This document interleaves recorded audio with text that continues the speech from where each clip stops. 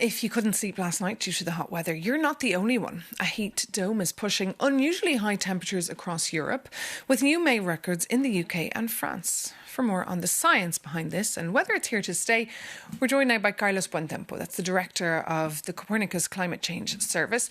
Good morning, Carlos. Thank you so much for joining us. Just tell us about these abnormal temperatures, why we're seeing them now in May.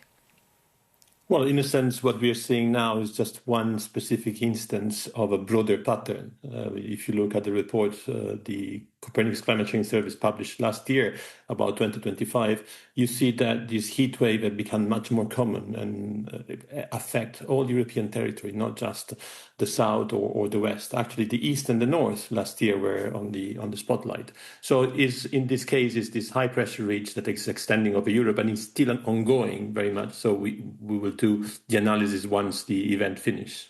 And Carlo, is this due to climate change, do you think? Well, climate change certainly plays a big role. We have seen the warmest year on record last year in Europe. The last 11 years at the global level have been the 11 warmest. So this is pushing temperature up throughout, not just in Europe, everywhere else. But Europe is warming faster. And in that sense, I think climate change is likely to play an important role in what we are seeing now, making this event more likely, the intensity going up and lasting generally longer. And Carlo, I guess the question is, are European cities prepared for more frequent heat waves like this?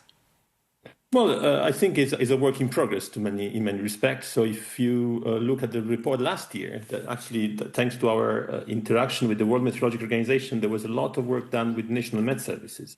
And that piece of work highlighted that the number of cities in Europe that now have a climate adaptation plan has doubled and now is above 50%. So there is work being done, taking the information that is now available to inform our policy and prepare for it. But there is still work to be done because many cities and many regions don't yet have a proper adaptation plan.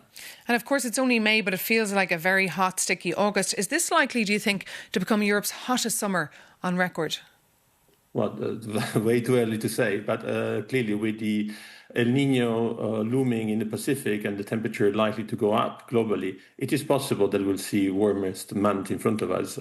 Certainly will happen at the global level. Whether this will happen in Europe, well, we'll need to see ex post, but certainly is a concrete possibility. Okay. Carlo Buontempo, thank you so much for joining us here this morning on Europe Today.